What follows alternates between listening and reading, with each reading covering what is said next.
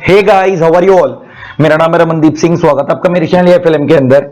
And guys, थोड़ा सा गला खराब है तो आज आप लोगों का सीएम में इंटर लॉ का पेपर था, तो हम उसका रिव्यू करने जा रहे हैं। पेपर बहुत इजी ही बोलूंगा मैं, उसको ज्यादा मुश्किल भी नहीं बोलूंगा, मॉडरेट भी नहीं था, मॉडरेट से भी नीचे ही था। मतलब ज्यादा टफ तो बहुत दूर की बात है।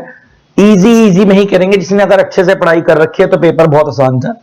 और जिसने हमारा एमसीक्यू और जिसने हमारे एमसीक्यूज पर जिसने हमारे मैराथन यूट्यूब पे करे होंगे तो अराउंड 40 to 50 मार्क्स का पेपर तो आपको उसी में से कवर मिल गया होगा। लेकिन स्टिल शुरू करते हैं। मैं एमसीक्यूज के आंसर बताने जा रहा हूं आप लोगों को कि मेरे हिसाब से ये होने चाहिए। आप लोग अपना मैच कर सकते हो। सर पहला आपका एमसीक्यू है, which article of the constitution of India mention about right of minorities. Right of minorities article number 30 के अंदर मेंशन है। तो इसका आंसर होगा, फर्स्ट का आंसर होगा बी। फर्स्ट का आंसर होगा बी।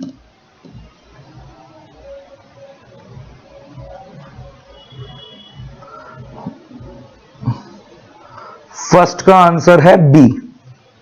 आगे बढ़ते हैं। Next, in a conciliation if no consensus could be arrived at between the party and the conciliation proceeding fail, the parties can then resort to arbitration। इसका answer होगा ए। Conciliation क्या होता है? जहां पे दोनों पार्टीज बैठ के समझौता करने की कोशिश करती हैं। अगर वो समझौता नहीं हो पाता तो फिर आर्बिट्रेशन में केस को आप फॉरवर्ड कर सकते हो। तो इसका आंसर होगा ए। सेकंड का आंसर होगा ए।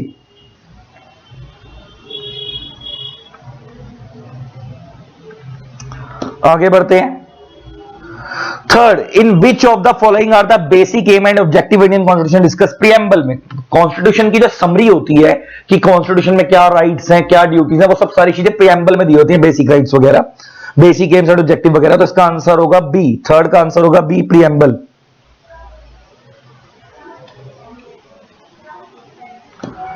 फिर उसके बाद अगर हम बात करें, when parties to a contract substituted with a new one or agree to resign or alter the original contract need not be performed।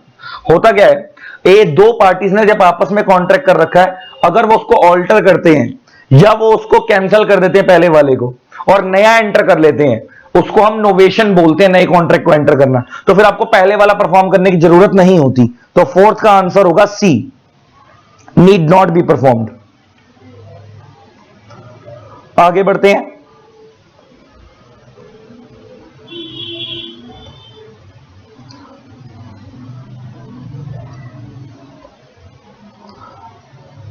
Sir fifth पे आते हैं। A guarantee is a tripartite contract which contemplates. इससे फुद्दू question क्या होगा, आपसे ये पूछ रहा है कि कॉन्ट्रैक्ट ऑफ गारंटी में कितनी पार्टी होती है। सर तीन पार्टी होती है। एक होता है प्रिंसिपल डेटर, एक होता है श्योरिटी, एक होता है क्रेडिटर। तो principal debtor, creditor, surety. Fifth का आंसर हो गया बी, प्रिंसिपल डेटर, क्रेडिटर और श्योरिटी।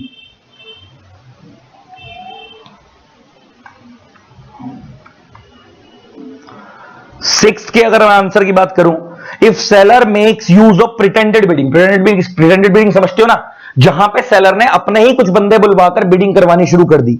अगर ऐसा करता है तो वो वॉइडेबल होता है बायर के ऑप्शन पे। बायर के पास चॉइस होती है कि वो उस कॉन्ट्रैक्ट को वैलिड बनाए या वॉइड बनाए।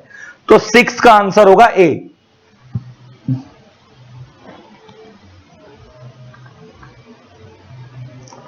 आगे बढ़ते हैं। As per negotiable instrument, which of the following is not an instrument? Foreign instrument, ambiguous instrument, inchoate instrument, digital instrument। Sir digital instrument नाम का कोई शब्द होता ही नहीं है। बाकी ये तीनों इंस्ट्रूमेंट, फॉरेन, एम्बिगस, इनक्वाइट, ये सब सारे नेगोशिएबल इंस्ट्रूमेंट का पार्ट है। तो इसका आंसर इसने पूछा कौन सा नहीं है, तो digital instrument is the answer. Seventh का आंसर हो गया डी। आगे बढ़ते हैं। Which type of partnership is automatically dissolved for after achieving the objective? उसे पर्टिकुलर पार्टनरशिप बोलते हैं। सर पर्टिकुलर पार्टनरशिप एक ऐसी पार्टनरशिप होती है जो एक पर्टिकुलर ऑब्जेक्टिव के लिए, मान लो मैंने रोड या हाईवे बनाने के लिए किसी के पार्टनरशिप करी, जैसे ही वो रोड कंप्लीट हो जाएगी या हाईवे कंप्लीट हो जाएगा, मेरी पार्टनरशिप खत्म हो जाएगी। तो ऐसी पार्टनरशिप को हम पर्टिकुलर पार्टनरशिप बोलते हैं। एट्थ का आंसर हो गया B.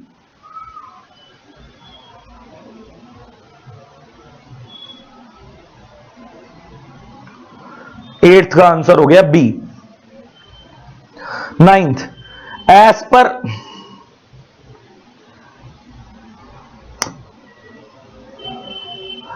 per section 30 of LLP Act, when is the liability of LLP and its partner considered unlimited?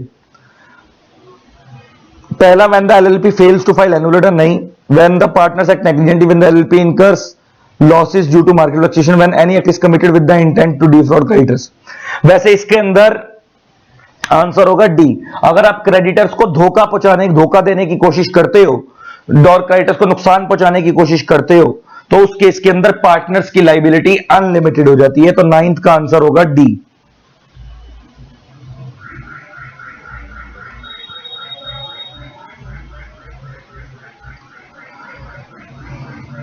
With in how many days LLP must appoint designated partner when vacancy arise? 30 दिन में। अगर कोई designated partner की जगह खाली हो जाती है उसकी जगह नया लेकर आना होता है 30 दिन के अंदर। तो इसका आंसर होगा बी। 10th का आंसर होगा बी।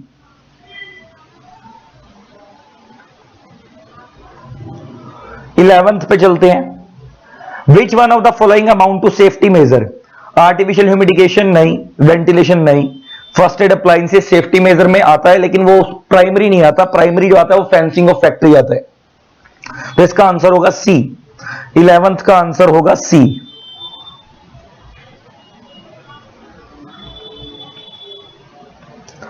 आगे बढ़ते हैं।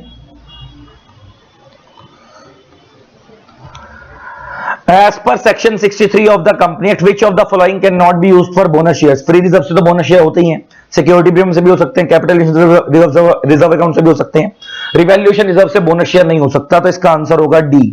12th का आंसर होगा डी।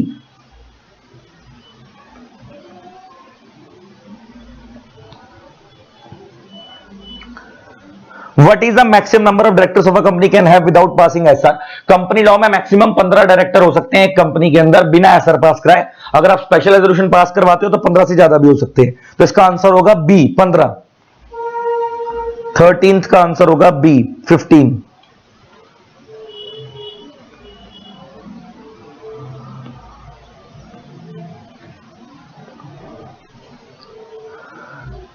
ये रोटेशनल डायरेक्टर पे कंसेप्ट है। At every AGM not less than dash of total number of director shall be retire by rotation. हर एक एजीएम पे 2/3 डायरेक्टर्स जो होते हैं वो रोटेशनल होते हैं और 1/3 जो होते हैं वो नॉन रोटेशनल होते हैं। लेकिन अब इसमें भी पता है क्या चीज है, इसने पूछा every AGM not less then 2/3 of the total number of director shell retire by rotation. 2/3 rotational होते हैं, 1/3 नॉन रोटेशनल होते हैं और उस 2/3 का भी 1/3 हर एजीएम पे रिटायर होते हैं। तो अब ये शुरुआत कर रहा है एवरी एजीएम, तो शुरुआत ये लॉ मेकर की वर्डिंग की है। लॉ मेकर ने सेक्शन में स्टार्ट में नॉट लेस देन 2/3 लिखा हुआ है। तो इसका आंसर होगा बी 2/3। 14th का आंसर होगा बी।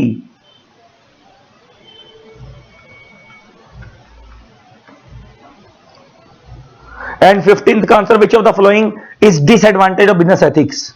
बिजनेस एथिक्स का डिसएडवांटेज क्या है? Diversity in achievements. अगर आप एथिक्स फॉलो करते हो तो आपको डाइवर्सिटी में डिसएडवांटेज है, अचीवमेंट करने में दिक्कत आती है। डी। ये थे सारे एमसीक्यूज के आपके आंसर। इसके अलावा ओवरऑल पेपर भी सिंपल ही था, स्ट्रेट फॉरवर्ड ही था, तो इसमें कुछ बताने की जरूरत नहीं। मिस रिप्रेजेंटेशन क्या होती है, इंडेमनिटी और गारंटी में क्या फर्क होता है, rights and liabilities of partner क्या होते हैं, बायर की रेमेडी क्या against seller for breach of contract. मतलब इससे सिंपल पेपर क्या बनेगा, स्ट्रेट फॉरवर्ड पेपर था, बताने की जरूरत नहीं। एमसीक्यूज में बच्चों का आंसर से दिक्कत आती है, मैंने क्लियर कर दिया। आई होप आपको ये डिस्कशन अच्छा लगा होगा। इसी तरीके से चैनल पे जुड़े रहें। जिन लोगों ने हमारे चैनल को सब्सक्राइब नहीं करा, सब्सक्राइब कर देना, साथ में बेल आइकन को प्रेस कर देना ताकि आप लोगों को मेरे न्यू वीडियोस की नोटिफिकेशन मिलती रहे। Thanks a lot, bye bye, love you all, Tata.